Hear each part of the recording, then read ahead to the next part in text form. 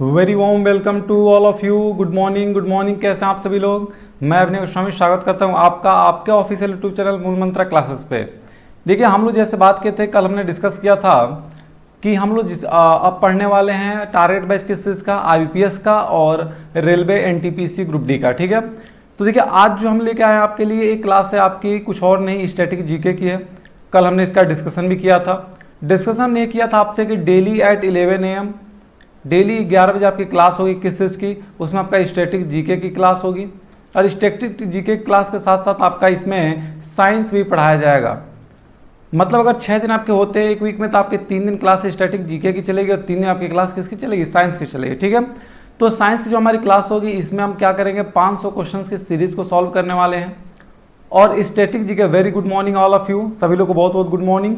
ठीक है, चलिए सेशन को शेयर भी कर दीजिए, आप सभी लोग सेशन को शेयर करिए फटाफट। फिर हम आज स्टार्ट करने वाले हैं और आज हम पढ़ने वाले स्ट्रेटेजी के महत्वपूर्ण खेल आयोजन, भारत के प्रमुख बंदरगाह, भारत के प्रसिद्ध मंदिर और प्रमुख अंतर्राष्ट्रीय सीमा रेखाओं के नाम।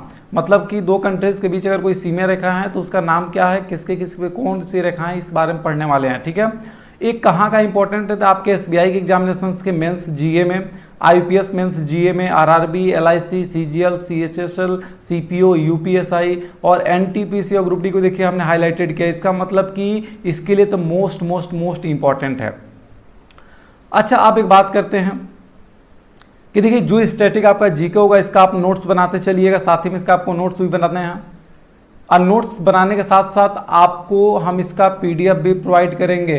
मतलब पहली क्लास में केवल आपको अच्छे से समझना और सुनना है, बाकी इसकी पीडीएफ आपको प्रोवाइड ग्रुप में कर दिया जाएगा। ग्रुप कौन सा है तो इसका लिंक डिस्क्रिप्शन में दिया गया, उस टेलीग्राम को आप ज्वाइन करिए और टेलीग्राम पे ही इसका क्या मिलेगा आपको, इसका पीडीएफ आपको प्रोवाइड किया जाएगा। ठीक है, तो चलिए आज का क्लास स्टार्ट करते हैं। चलिए थम्सअप करिए सभी लोग जल्दी से एक बार कि क्लास स्टार्ट किया जाए सर। चलिए फटाफट थम्सअप करिए, क्लास स्टार्ट कर दिया जाए। चलिए वेरी गुड मॉर्निंग एवरीवन। चलिए देखते हैं अभी के टॉपिक्स क्या क्या थे। हमने कहा टॉपिक्स आज हम पढ़ने वाले हैं कि प्रमुख खेल आयोजन कौन कौन से हैं, भारत के प्रमुख बंदरगाह कौन कौन से हैं, प्रसिद्ध मंदिर कौन कौन से हैं और अंतर्राष्ट्रीय रेखाओं के नाम पढ़ने वाले हैं। लेकिन बात ध्यान दीजिएगा, चारों टॉपिक पढ़ेंगे और इनके द्वारा लास्ट में हमारे पास 5 क्वेश्चंस की क्विज होगी, जिसके लिए आपको एक टाइमर चला जाएगा और उसे सॉल्व करना होगा। तो हम इनके नाम तो पढ़ने वाले हैं, उसे आप नोट डाउन भी करते रहेंगे, स्क्रीनशॉट लेते रहिएगा। लेकिन एक बात ध्यान रहे, जो पढ़ने जा रहे हैं सर उसे माइंड में ही बैठाते चलना है हमें। ठीक है, क्योंकि यहाँ से हमारे रेलवे में कितने नंबर मिलने वाले हैं हमको मिलने वाले हैं यहाँ से 4 और 5 नंबर। ठीक है, यानी स्टैटिक अगर हम तैयार कर लेंगे तो हमें 4 से 5 नंबर आराम से मिल जाएगा। अब पूरी मेहनत के साथ हम लोग आपके सामने आ चुके हैं, तो आप सभी लोग हमारे साथ जुड़े रहिए।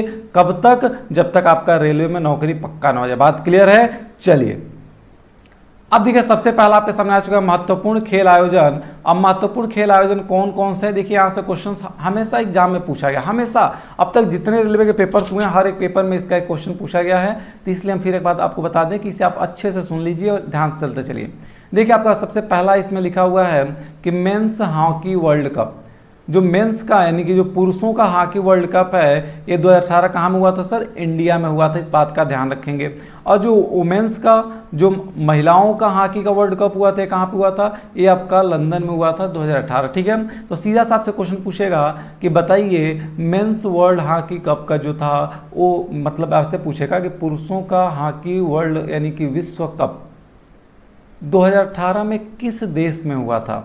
तो किस में हुआ था सर, इंडिया में। लेकिन अगर बात करिए वही वुमेन के कहाँ हुआ था, तो हुआ था लंदन में। ठीक है, अच्छा ICC main cricket world cup, इससे तो बड़ा परिचित हैं आप लोग sir. ICC cricket world cup से, क्रिकेट विश्व कप तो आप बहुत अच्छी तरह जानते हैं सर। 2019 वाला भी कहाँ हुआ है, पिछले साल ये आपका हुआ है इंग्लैंड में। और अगला 2023 वाला कहाँ होगा सर, अगला 2023 में भारत में होगा। तो अगला जरूर याद रखेंगे, क्योंकि अगला ही आपके एग्जाम का क्वेश्चन बनने वाला है। तो हमें याद क्या रखना है, हमें याद रखना है कि जो आईसीसी का क्रिकेट वर्ल्ड कप होने वाला है, किसका सर, मेन का, जो पुरुषों का क्रिकेट वर्ल्ड कप होने वाला है वो 2023 में कहाँ होगा, इंडिया में होगा। 19 वाला कहाँ हुआ था, तो इंग्लैंड में हुआ था। इस बात को भी ध्यान देना होगा। अच्छा वुमेन क्रिकेट वर्ल्ड कप के जो है वो 2021 में आपका होने वाला है, वो कहाँ पे होने वाला है, न्यूजीलैंड में होने वाला है। इस बात को भी हमें ध्यान देना होगा। ठीक है, चलिए अच्छा यहाँ पे देखिए वर्ल्ड कप की गैपिंग कितने की है सर, 4 साल की। मतलब वर्ल्ड कप जो होता है वो 4 साल के गैपिंग पर होता है। इस बात को भी ध्यान देना होगा। आगे बोलेगा FIFA, federation of international football association. ठीक है, तो फीफा, अब देखोगे अक्सर लिखा मिलता है आपको FIFA, फीफा। ठीक है, तो इस बात को ध्यान रखेंगे। फटाफट कमेंट करिए, मैंने बोल भी दिया है, फिर भी एक बार आप फटाफट कमेंट करिए कि फीफा का फुल फॉर्म क्या होता है। फटाफट कमेंट करिए कि फीफा का फुल फॉर्म क्या होता है। चलिए देखिए, फुटबॉल विश्व कप जो आपका होने वाला है ये 2018 का जो आपका हुआ था वो रूस में हुआ था, और अगला 2022 वाला कहाँ होने वाला, आपका कतर में होने वाला। तो इस बात को हमें ध्यान देना होगा। देखिए, राष्ट्रमंडल खेल जो होते हैं, राष्ट्रमंडल खेल जो आपके होते हैं ये भी 4 साल के गैपिंग पर ही होते हैं। एशियाई खेल जो होते हैं भी 4 साल के गैपिंग पर ही होते हैं। ओलंपिक खेल जो होते हैं भी 4 साल के गैपिंग पर ही होते हैं। तो ये सारे गेम आपके 4-4 साल गैप पे होते हैं, तो इस बात को भी हमें ध्यान देना होगा। मतलब अगर 2018 में आपका राष्ट्रमंडल खेल कहाँ पे हुआ था सर, गोल्ड कोस्ट ऑस्ट्रेलिया में हुआ था, इस बात को ध्यान दीजिएगा। और अगला 2022 वाला कहाँ पे होगा, बर्मिंघम इंग्लैंड में होगा, इस बात को भी हमें ध्यान देना होगा। ठीक है, चलिए एशियाई खेल की बात करते हैं। एशियाई खेल 2018 में कहाँ हुआ था सर, जकार्ता इंडोनेशिया में हुआ था। और 2022 का कहाँ होगा सर, ह्वांगझाऊ चीन। क्या नाम है सर, ह्वांगझाऊ चीन। तो हमें प्लेस भी याद रखना है कि कहाँ पे होने वाला है, तो चाइना में होगा। चाइना में कहाँ पे होगा सर, ह्वांगझाऊ में। तो हमने कहा सर राष्ट्रमंडल खेल जो है ये 2022 वाला कहाँ होगा, बर्मिंघम में। और एशियाई खेल जो है वो कहाँ पे होगा 2022 वाला, ये चाइना में होगा। बात क्लियर है। अब चलिए बात करते हैं ओलंपिक खेल की। देखिए, जो ओलंपिक खेल होते हैं, ओलंपिक खेल आपके 2 तरीके के होते हैं। एक आपका होता है जो आप बोलते हैं ग्रीष्मकालीन ओलंपिक खेल, और दूसरा होता है शीतकालीन। अब देखिए, ग्रीष्मकालीन और शीतकालीन दोनों में 2 वर्ष का अंतर होता है, लेकिन ग्रीष्मकालीन और ग्रीष्मकालीन के बीच में 4 वर्ष का अंतर होता है। जैसे अगर ग्रीष्मकालीन आपका 2016 में हुआ था तो फिर 2020 में आपका ग्रीष्मकालीन होगा, और 2020 में अगर हो गया तो फिर 2024 में आपका ग्रीष्मकालीन होगा। बात क्लियर। अच्छा, शीतकालीन अगर 2018 में हुआ था तो फिर 4 साल बाद 2022 में होगा। इस चीज़ को ध्यान दीजिएगा। देखिए, गलत लिख दिया है यहाँ पे, 2022 हो जाएगा, थोड़ा सा मिस्टेक है। ये क्या हो जाएगा, 2022 का शीतकालीन हो जाएगा। ठीक है, तो इसको ध्यान दीजिएगा कि यहाँ पे आपका क्या है सर, ये 2022 है। ठीक, बात क्लियर है। तो हमने कहा आपसे कि अब एक बात ध्यान से सुनिए, 2016 का जो आपका ग्रीष्मकालीन हुआ था कहाँ पे हुआ था sir, Rio de Janeiro Brazil में हुआ था। कहाँ पे हुआ था, रियो डी जनेरियो ब्राजील में। अच्छा, अगला बोला गया कि जो आपका 2018 का शीतकालीन है, शीतकालीन से पहले ग्रीष्मकालीन ही पढ़ लेते हैं। तो हमने कहा 16 वाला ग्रीष्मकालीन कहाँ पे हुआ था सर, ब्राजील में। खैर, इतना पुराना आपके एग्जाम का हिस्सा न बन सके, लेकिन हमने इसलिए यहाँ पे लिखा ताकि हम बता सकें कि 4 साल पे ग्रीष्मकालीन का अंतर चलता है और शीतकालीन भी 4 साल पे। ठीक है। अच्छा, 2020 का ग्रीष्मकालीन जो आपका होने वाला था यह टोक्यो जापान में होने वाला था, लेकिन अभी आप देख रहे हैं कि स्थिति क्या है, इसीलिए शायद ये गेम अभी आपका आयोजित नहीं हो पाया। बात क्लियर है। अच्छा, 2024 वाला कहाँ पे होगा सर, 2024 वाला फ्रांस में होगा, पेरिस में होगा, यानी फ्रांस के पेरिस में। इस बात को हमें ध्यान देना होगा। अच्छा, शीतकालीन 18 कहाँ हुआ था सर, ये हुआ था दक्षिण कोरिया की राजधानी प्योंगयांग में। दक्षिण कोरिया की राजधानी क्या है सर, प्योंगयांग, और प्योंगयांग में ही ये हुआ था। क्लियर है। अच्छा, अगला जो शीतकालीन 2022 वाला वो कहाँ पे होने वाला है सर, बीजिंग चाइना में होने वाला है। तो इस बात को हमें ध्यान देना होगा। ठीक है, तो उम्मीद करते हैं कि महत्वपूर्ण खेल जो है आपके क्लियर हो चुके हैं। एक बार फटाफट इसका स्क्रीनशॉट आप ले लीजिए। वैसे तो हम इसका आपको PDF प्रोवाइड करेंगे, लेकिन इसका स्क्रीनशॉट भी आप एक बार जरूर ले लीजिए। ठीक है, स्क्रीनशॉट ले लीजिए फटाफट, फिर आगे बढ़ते हैं। चलिए थम्स अप करिए फटाफट कि हाँ सर, गेम से अगर क्वेश्चन आएगा तो यहाँ से हम पढ़ के क्वेश्चन सॉल्व कर लेंगे। हम देखिए मैथ का क्वेश्चन सॉल्व नहीं करवा रहे हैं सर, यहाँ रीजनिंग के क्वेश्चन सॉल्व नहीं करवा रहे हैं कि आपको हमने तरीका बताया आप लगा ले जाएंगे, बिल्कुल नहीं।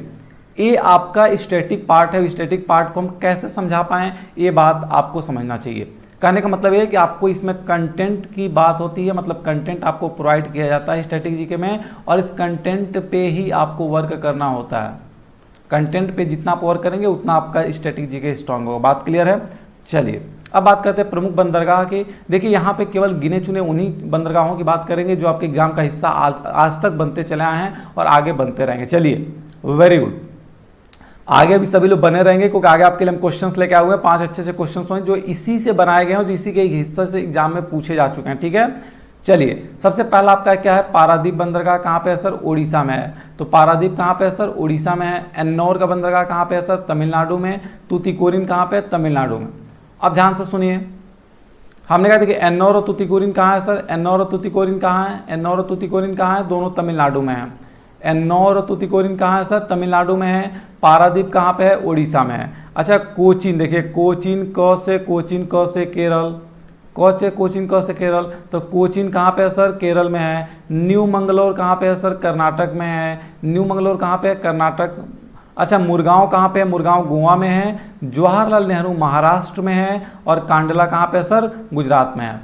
ठीक है, कांडला कहाँ पे है? गुजरात में। कांडला को बहुत आराम से याद कर सकते हैं। गोधरा कांड कहाँ हुआ था सर? गोधरा कांड गुजरात में, तो गोधरा कांड से कांडला याद रखिए। हमने कहा गोधरा कांड कहाँ? गुजरात में, तो कांडला कहाँ पे? गुजरात में। बात क्लियर। और तूतीकोरिन एनोर कहाँ पे है सर? तमिलनाडु में। अच्छा, कोचीन कहाँ पे है? केरल में। पारादीप कहाँ पे है? उड़ीसा में। मुरगांव कहाँ पे है? गोवा में। न्यू मंगलोर कहाँ पे है? कर्नाटक में। हमें उम्मीद है कि ये भी आप बहुत अच्छे से क्लियर कर चुके होंगे। जरा इसको भी हम इरेज कर दें, और फटाफट इसका स्क्रीनशॉट ले लीजिए, फटाफट स्क्रीनशॉट लीजिए, फिर आगे चलते हैं।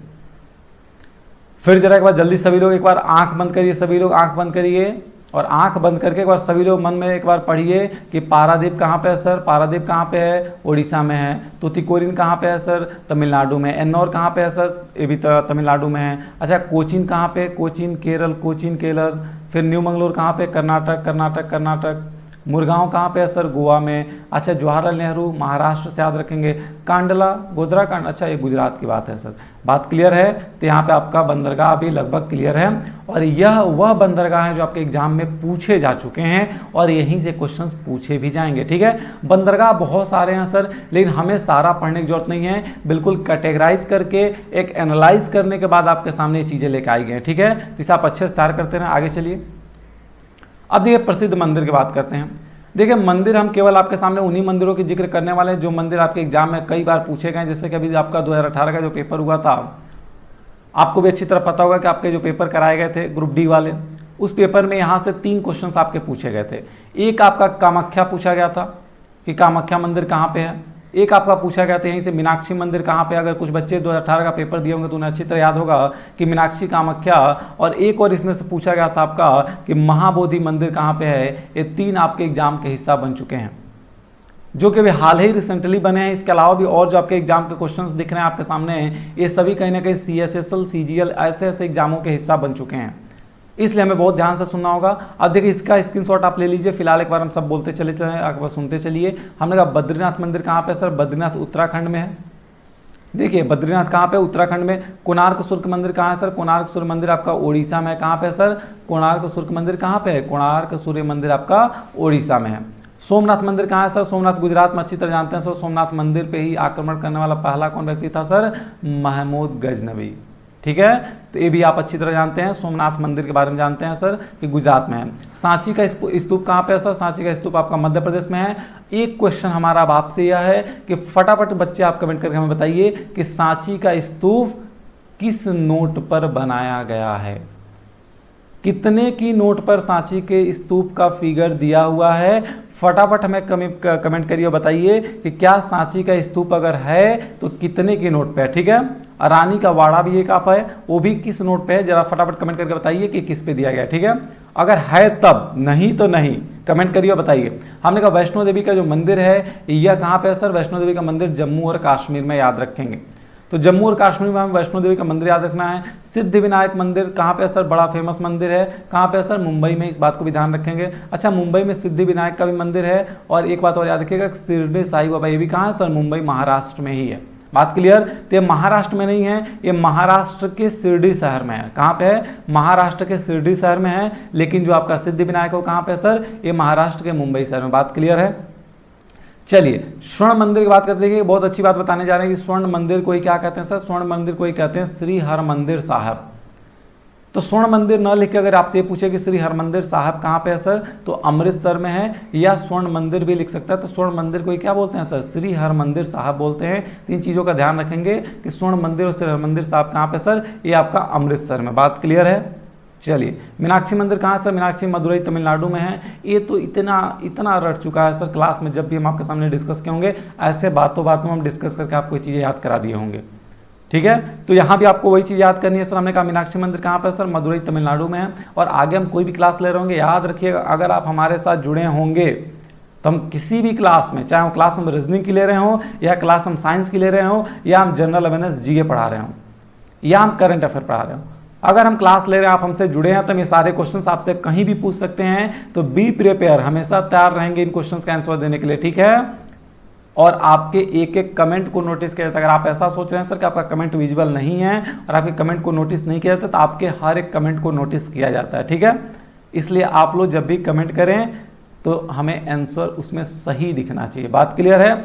चलिए हमने कहा मीनाक्षी मंदिर कहाँ है सर, मीनाक्षी मंदिर मदुरई तमिलनाडु में है। तिरुपति बालाजी कहाँ है सर, तिरुपति बालाजी आंध्र प्रदेश में है। एक और मंदिर आंध्र प्रदेश में कौन सर, वेंकटेश्वर मंदिर, इसका भी ध्यान रखेंगे।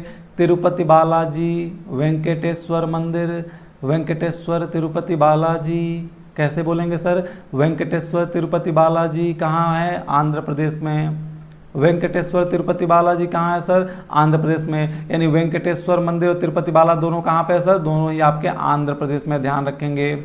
आगे चलिए आगे बात करते हैं। खजुराहो मंदिर कहाँ पे है सर, ये आपका मध्य प्रदेश में, इस बात का भी ध्यान रखेंगे कि खजुराहो मंदिर कहाँ पे है, मध्य प्रदेश में। अच्छा, अक्षरधाम मंदिर कहाँ पे है सर, अक्षरधाम दिल्ली में है। और आपका ये जो सबरीमाला की बात चल रही थी, ये तो इतना ज़्यादा आर्टिकल बन चुका है कि इसके बारे में बताने की शायद हमें ज़रूरत नहीं है। तो सबरीमाला मंदिर कहाँ है सर, सबरीमाला मंदिर केरल में है। बात क्लियर है।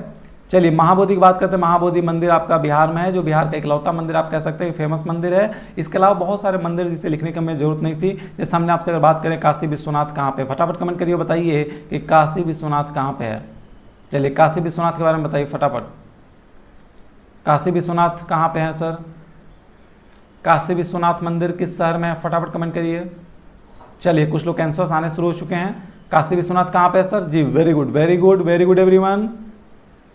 हाँ बिल्कुल, वाराणसी कहाँ पे है सर, वाराणसी में।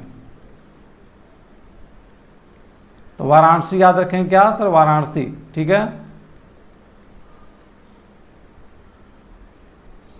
अब देखिए वाराणसी में आपका क्या है सर, काशी विश्वनाथ का मंदिर, ठीक है। चलिए वेंकटेश्वर कहाँ पे था सर, आंध्र प्रदेश में। और कामाख्या मंदिर कहाँ पे, असम में। असम का कामाख्या कहाँ पे सर, कामाख्या असम में। बात क्लियर है। तो हम आपके हर एक प्रदेश से अच्छे इंपॉर्टेंट क्वेश्चंस को लेकर आए थे। चलिए बात करते हैं अब राष्ट्रीय रेखाओं की। और सर एक बात बता दें कि यहाँ से आपकी बड़ी खुशखबरी की बात आपको बताने वाले हैं कि यहाँ से हर एक एग्जाम में एक क्वेश्चन पूछा जाता है, हर एक परीक्षा में क्वेश्चन पूछा जाता है। मतलब केवल 7-8 पॉइंट पढ़ के आप 1 नंबर आज अपना रिजर्व करने वाले हैं, किसमें, 40 नंबर में। अगर आपका प्री 40 नंबर का हो रहा है, CBT 1 अगर 40 नंबर का आपका होने वाला है, तो उस 40 नंबर में 1 नंबर आपका आज फिक्स होने वाला है GS के पार्ट में, यानी GA जिसे आप कह रहे थे, जनरल अवेयरनेस कह रहे थे, वहाँ से आपका नंबर फिक्स होने वाला है। क्यों, क्योंकि आज हम उस टॉपिक को पढ़ रहे हैं जो आपका सबसे इंपॉर्टेंट टॉपिक है। अब चलिए फटाफट बताइए, मैकमोहन रेखा कहाँ सर, भारत और चाइना के बीच में। और ये मैकमोहन रेखा भारत और चाइना के बीच में बांटती तो है, लेकिन भारत के किस हिस्से से टच करती है, तो अगर ऐसा पूछा जाएगा तो याद रखिएगा अरुणाचल प्रदेश। किसे सर, अरुणाचल प्रदेश। भारत का जो हिस्सा है, अगर हम भारत के नक्शे की बात करें तो भारत का कुछ आपका मस्तक है ऐसा, तो मस्तक से जब हम नीचे आते हैं तो ये जो आपका हिस्सा होता है यहाँ पे अरुणाचल प्रदेश का हिस्सा होता है। और इस हिस्से को ही जो है कि चाइना से कौन टच करता है सर, मैकमोहन रेखा टच करती है। इस बात को हमेशा ध्यान रखेंगे, ठीक है। तो अरुणाचल प्रदेश भी याद रखेंगे। तो मैकमोहन रेखा कौन सर, भारत और चाइना के बीच में। रेड क्लिफ लाइन किसके सर, भारत और पाकिस्तान के बीच में। रेड क्लिफ किसके बीच में है सर, भारत और पाकिस्तान के बीच में। एक और रेखा है भारत और पाकिस्तान के बीच में जिसे बोलते हैं 24 डिग्री समांतर रेखा। तो रेड क्लिफ और 24 डिग्री समांतर रेखा किसके बीच में सर, भारत और पाकिस्तान के बीच में। इन दोनों पॉइंट्स को अच्छी तरह से याद रखेंगे। हिडन वर्ग किसके किसके बीच में सर, जर्मनी और पोलैंड के बीच में हिडन वर्ग है। मगरी ओट, देखिए मगरी ओट लिखा हुआ है, ओट हो गया है। मगरी ओट रेखा किसके बीच में, फ्रांस और जर्मनी के बीच में। अच्छा 17 डिग्री समांतर रेखा किसके बीच में सर, तो उत्तरी वियतनाम और दक्षिणी वियतनाम के बीच में। कौन है सर, 17वीं समांतर रेखा। इस बात का ध्यान रखिएगा, ठीक है। चलिए 26 डिग्री समांतर रेखा की बात करते हैं। 26 डिग्री समांतर रेखा किसके किसके बीच में है, ऑस्ट्रेलिया और दक्षिण अफ्रीका के बीच में। किसके बीच में है सर, ऑस्ट्रेलिया और दक्षिण अफ्रीका के बीच में। 38 डिग्री समांतर रेखा किसके किसके बीच में है, तो उत्तर कोरिया और दक्षिण कोरिया। अब एक बात ध्यान सुनिएगा, 17 किसके बीच में है सर, 17 किसके बीच में, उत्तरी वियतनाम और दक्षिणी वियतनाम। बस उत्तरी वियतनाम याद रखिए, दक्षिणी वियतनाम अपने आप याद हो जाएगा। मतलब 17 डिग्री किसके बीच में सर, उत्तरी वियतनाम और दक्षिणी वियतनाम के बीच में। 38 डिग्री किसके बीच में था, तो उत्तरी कोरिया और दक्षिणी कोरिया के बीच में। बात क्लियर। 49 डिग्री किसके बीच में है सर, तो कनाडा और अमेरिका के बीच में। इस बात को अच्छी तरह ध्यान रखेंगे। इसके अलावा 1-2 क्वेश्चन हम पूछ रहे हैं, जरा फटाफट बता लीजिए कि वो रेखाएं किसके किसके बीच में है। सबसे पहले हम पूछने जा रहे हैं आपसे कि LOC किसके किसके बीच में है, जिसे आप बोलते हैं नियंत्रण रेखा, यानी कि लाइन ऑफ कंट्रोल। फटाफट कमेंट करिए, बताइए कि LOC किसके किसके बीच में है। कमेंट करिए, कमेंट करिए, LOC किसके किसके बीच में है। और LOC नियंत्रण रेखा बोलते हैं या लाइन ऑफ कंट्रोल बोलते हैं, ठीक है। एक होता है LSC, line of actual control, ठीक है। तो हम एलओसी पूछ रहे हैं कि एलओसी किसके किसी बीच में, फटाफट बताइए एलओसी। जी बिल्कुल, कमेंट्स आने शुरू हो चुके हैं आपके, वेरी गुड वेरी गुड। देखिए बिल्कुल हाँ, ये भारत और पाकिस्तान को अलग करता है। कैसे? तो भारत और पाकिस्तान को अलग करता है किस बात पे सर? तो एक बात अच्छी तरह सुन लीजिए कि कश्मीर से। किससे सर? कश्मीर को। बात क्लियर है? कश्मीर को बांटता है किससे? पाकिस्तान और भारत से। ठीक, चलिए आगे चलते हैं और आगे आपके सामने आ चुका है पहला क्वेश्चन। क्या आ चुका है सर? पहला क्वेश्चन आपके सामने आ चुका है। और फटाफट बताइए कि अभी जस्ट पढ़ के हम आ रहे हैं 26 डिग्री समांतर रेखा किसके किसके दो देशों को बांटती है। आपका टाइमर स्टार्ट होता है अब। चलिए कमेंट करिए, बताइए फटाफट 26 डिग्री किसके किसके बीच में बांटता है।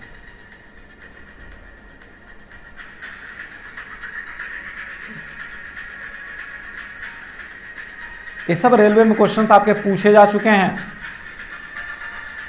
और अभी हमारी आपसे मुलाकात होगी 2 बजे, तो कहीं ना जाइएगा।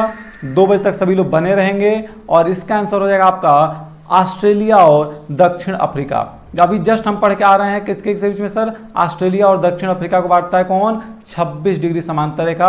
और 17 डिग्री किसको बांटता है सर? तभी जस्ट बात हुआ था उत्तरी वियतनाम और दक्षिण वियतनाम कितना सर? 17 डिग्री। 38 डिग्री किसको बांटता है सर? तो ये बांटता है उत्तरी और दक्षिणी अफ्रीका को। बात क्लियर है? सॉरी, उत्तरी और दक्षिणी अमेरिका को बांटता है। सॉरी, उत्तरी दक्षिणी, हाँ, ऑस्ट्रेलिया और दक्षिण अफ्रीका को बताया 26 डिग्री समांतर रेखा और 38 डिग्री उत्तरी कोरिया और दक्षिणी कोरिया को बांटता है। तो याद रखिएगा ये वियतनाम है और यह कोरिया है। तो 26 डिग्री आपका क्या हो गया सर? हमने कहा 26 डिग्री किसको बांटता है? तो ऑस्ट्रेलिया और दक्षिण अफ्रीका को। 17 डिग्री किसको बांटता है? उत्तरी वियतनाम और दक्षिणी वियतनाम को। 24 डिग्री किसको बांटता है? तो भारत और पाकिस्तान को। और 38 डिग्री उत्तरी कोरिया दक्षिणी कोरिया को। 49 डिग्री कनाडा और अमेरिका को। तो पूरा अच्छे से याद रखेंगे। हिडनबर्ग किसको बांटता है सर? जर्मनी और पोलैंड को। रेड क्लिफ किसको? भारत पाकिस्तान को। मग्रीओट किसको सर? फ्रांस और जर्मनी को। सारी बातें क्लियर हैं? चलिए आगे चलते हैं और देखते हैं कि अगला क्वेश्चन आपके लिए क्या आ रहा है। अभी 2 बजे आपकी क्लास होगी रीजनिंग की, तो 2 बजे भी आप जुड़ना ना भूलें। 2 बजे आपकी क्लास होगी और रीजनिंग होगी किसके लिए सर? तो टारगेट बैच एनटीपीसी के लिए। ठीक है, चलिए अगला क्वेश्चन आपका आ चुका है कि मीनाक्षी मंदिर कहाँ पे है। और फटाफट बताइए कि मीनाक्षी कहाँ पे है। टाइमर चलाने की शायद हमें जरूरत नहीं है, फिर भी आपको टाइम दिया जाता है आपसे 20 सेकंड का। ठीक है, चलिए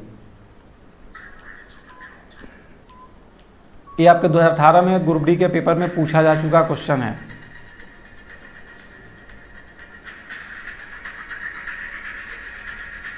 चलिए वेरी गुड, कुछ लोग का आंसर भी आना शुरू हो चुका है।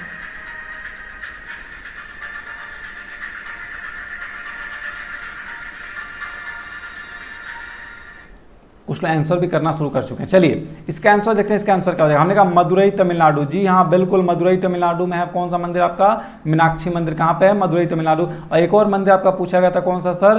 कामाख्या। तो कामाख्या मंदिर कहाँ पे आपका है? इसको असम में याद रखेंगे। ठीक है, शिरडी साईं बाबा कहाँ है सर? शिरडी साईं बाबा का शिरडी शहर मुंबई। बात क्लियर। अक्षरधाम कहाँ पे है सर? दिल्ली में है। तो सारी चीजें आपको, सिद्धिविनायक कहाँ है सर? तो सब कुछ आपको एक एक चीजें अच्छी तरह याद रखनी होंगी, तब जाके आपको शायद पूरा का पूरा क्वेश्चन सही हो पाएगा। ठीक है, अगले क्वेश्चन पे चलते हैं, देखते हैं अगला क्वेश्चन क्या है। कामाख्या मंदिर आ चुका सर, अब बता ही दिए तो फिर इसको आगे बताने की जरूरत नहीं। कामाख्या मंदिर कहाँ है सर? फटाफट कमेंट करिए कहाँ पे है? असम। कहाँ पे है सर? असम में। बात क्लियर है? कामाख्या कहाँ पे है? असम में। ठीक है, चलिए अगले क्वेश्चन तक चलते हैं। बताइए कि 2022 में एशियाई खेल का आयोजन कहाँ होगा। 2022 में एशियाई खेल का आयोजन कहाँ होगा? और फटाफट कमेंट करिए और बताइए कि 2022 में एशियाई खेल का आयोजन कहाँ होने वाला है। चलिए फटाफट बताइए।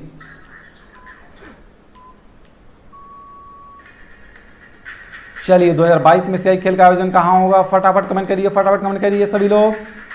नहीं, पीछे जाके नहीं देखना है। कुछ लोग देख रहे हैं कि फटाफट स्क्रीनशॉट में जाके देखने लगे। नकल नहीं करें, नकल नहीं करें। आप घर पे हैं तो इसका मतलब ऐसा नहीं कि आपको हम देख नहीं पा रहे, बिल्कुल यहाँ से आपको हम देख पा रहे हैं। बिल्कुल आप सभी लोग प्रत्यक्ष आप हमारे सामने दिखाई दे रहे हैं, इसीलिए नकल नहीं करें। चले, नकल नहीं करना है। ठीक है, चलिए अधिक बात करते हैं 2022 का एशियाई खेल कहाँ आयोजित होगा। तो आइए देखते हैं इसका आंसर का। हमने कहा इसका आंसर हो जाएगा चाइना, और हमने बता भी था चाइना कहाँ होगा सर? चाइना के हांगझाऊ में होगा। ठीक है, चाइना कहाँ पे होगा? हांगझाऊ में होगा। तो इस बात का दिखेगा कि जो आपका आंसर हो क्या हो जाएगा? ऑप्शन नंबर बी हो जाएगा। तो आपके क्वेश्चंस बस ऐसे ही आएंगे कि 2022 में एशियाई खेल का आयोजन कहाँ होगा। आपसे पूछ लिया जाएगा बताइए कि 2023 में वर्ल्ड कप कहाँ पे होगा। तो मेन वर्ल्ड कप कहाँ पे होगा सर? पुरुषों का आईसीसी का वर्ल्ड कप कहाँ पे होगा? तो इंडिया में होगा। तो आपसे ऐसे ही तो क्वेश्चन पूछे जाएंगे बस। बात क्लियर है? आगे चलिए, आगे बात करते हैं। बताइए कि मुरगांव बंदरगाह किस राज्य में स्थित है? फटाफट बताइए कि मुरगांव बंदरगाह किस राज्य में स्थित है, और आपका टाइम स्टार्ट होता है अब। चलिए चलिए, वेरी गुड, आंसर बहुत अच्छा दे रहे हैं आप सभी लोग आंसर देने की कोशिश करें। देखिए स्टैटिक जीके इसे आप पढ़ें, इसे आप जितनी बार पढ़ेंगे लिखेंगे उतना आपका कंटेंट तैयार होगा, ठीक है। इसका कोई तरीका, इसका कोई जादू, इसका कोई फार्मूला नहीं कि हम आपको बता दें और आप फटाक से तैयार कर लें, ठीक है। हाँ, कंटेंट आपको हम एनालाइज करके वही कंटेंट केवल प्रोवाइड करेंगे जो आपके एग्जाम के लिए मोस्ट रिलेवेंट होंगे। आपको एक भी फालतू एक्स्ट्रा कंटेंट प्रोवाइड नहीं किया जाएगा, ठीक है। केवल उतने ही आपको कंटेंट दिए जाएंगे जितना आपके एग्जाम के लिए मोस्ट रिलेवेंट एग्जाम के लिए होंगे, ठीक है। तो मोस्ट जो इंपॉर्टेंट होंगे केवल वही आपको प्रोवाइड किया जाएगा। इसका पीडीएफ भी अभी जस्ट हम ग्रुप में आपको प्रोवाइड करेंगे। तब तक देखते हैं इसका आंसर क्या हो जाएगा। इसका आंसर हो जाएगा गोवा। मुरगांव बंदरगाह कहाँ पे है सर? मुरगांव बंदरगाह आपका कहाँ पे है सर? गोवा में है, ठीक है। कांडला कहाँ पे था? कांडला आपका कहाँ पे था? कांडला आपका था गुजरात में। कोचीन कहाँ पे था सर? तो कोचीन था आपके केरल में। न्यू मुरगांव कहाँ था? न्यू मुरगांव आपका था कर्नाटक में। तो हमने कहा केरल में कौन था? कोचीन बंदरगाह कहाँ था? केरल में। गोवा में कौन है सर? गोवा में आपका मुरगांव है। और आपका कर्नाटक में कौन है? न्यू आपका है, ठीक। न्यू मंगलोर जिसे आप कह रहे थे, क्या कह रहे थे सर? न्यू मंगलोर। ये कहाँ पे है सर? ये आपका है कर्नाटक में। और गुजरात में कौन है सर? गुजरात में आपका है कांडला, ठीक है। तीन बातों को याद रखिएगा और आज की क्लास हम खत्म करेंगे यही। थैंक यू सो मच आप सभी लोग डियर्स का जुड़ने के लिए हमारे साथ। और आप ज्वाइन करिए टेलीग्राम चैनल, ठीक है। आप लिंक से जा सकते हैं, लिंक के थ्रू जा सकते हैं, या आप सर्च भी कर सकते हैं। आप सर्च भी अगर करेंगे रीजनिंग ग्रुप अभिनव गोस्वामी तो आपको टेलीग्राम मिल जाएगा। और इसे भी आप ज्वाइन करिए। डिस्क्रिप्शन में ऑफिशियल चैनल भी है आपका मूल मंत्रा का, उसे भी आप ज्वाइन करिए, वहाँ आप डिस्कशन प्रोवाइड कर सकते, ठीक है। चलिए, थैंक यू सो मच आप सभी का। और अभी 2 बजे की क्लास में जुड़ना नहीं भूलेंगे आप सभी लोग। 2 बजे फिर आपकी क्लास होगी रीजनिंग की, जिसमें हम डिस्कस करने वाले हैं आपके साथ कि रीजनिंग का वह कौन कौन से क्वेश्चंस हैं जो एग्जाम का हिस्सा बन चुके हैं। और आज हम आपको पहले ही बता दें कि आज हम कुछ नहीं, आज आपके सामने नंबर सीरीज की बात करने वाले, जो आपकी सबसे बड़ी समस्या है। तो नंबर सीरीज की बात करेंगे, इसी में आपके अल्फाबेट सीरीज भी होंगी। ऐसे सीधा सीधा समझिए कि आज हम सीरीज की बात करने वाले, आज हम श्रृंखला की बात करने वाले। बात क्लियर है? तो फटाफट आज सेशन में सभी लोग जुड़ेंगे 2 बजे, जिनका ये है कि हमें एग्जाम रेलवे का निकालना है सर। गारंटी देते हैं आप हमसे, हमारे साथ आज से 100 दिन बस बन जाइए, आपका एग्जाम पक्का निकलेगा, ठीक है। ये सब कुछ आपके लिए बिल्कुल फ्री है। अगर यही चीज़ आप पेड लेक्चर खरीदते हैं सर, तो इससे कुछ ज़्यादा आपको प्रोवाइड नहीं किया जाएगा, और उसके लिए आपको 2-4-500-1000 रुपये पे करने होते हैं। यहाँ आपको सारी चीज़ें बिल्कुल निःशुल्क प्रोवाइड की जा रही हैं। और अच्छी खुशखबरी आपके लिए हम बता दें कि आपकी ऑफलाइन कोचिंग भी खुल गई है जी, बिल्कुल। 21 सितंबर से गाइडलाइन आ रही है कि 21 सितंबर से आपकी 10+2 की क्लासेस जो है वो चालू कर दी जाएंगी। और जैसे ही क्लासेस चालू होंगी, इसके जस्ट कुछ दिनों बाद आपकी गाइडलाइन आके आपकी कोचिंगें भी खुल जाएंगी। तो जैसे आपकी कोचिंगें खुलेंगी, एक बड़ा धमाका आपको देने वाले हैं हम लोग। और धमाका यही है कि आपको एक बैच हम लोग फ्री देने वाले हैं। बिल्कुल एक बैच आपका ऑफलाइन कोचिंग में फ्री होगा। तो जो बच्चे भी सुल्तानपुर से बिलोंग करते हैं, इन बच्चों को पूरा एक बैच हम फ्री देने वाले हैं। यानी 6 से 7 महीने का एक बैच आपको फ्री दिया जाएगा, जो कि किसके लिए होगा सर? आपके पर्टिकुलर केवल एग्जामिनेशन टारगेट बैच होगा, ठीक है। चलिए, थैंक यू सो मच आप सभी का जुड़ने के लिए। Thank you so much. और सेशन को शेयर करना ना भूलें, सेशन को लाइक भी करें और सेशन को शेयर करें, ग्रुप में आप सभी लोग ज्वाइन करने की कोशिश करें, ठीक है। चलिए, थैंक यू सो मच आप सभी लोग का।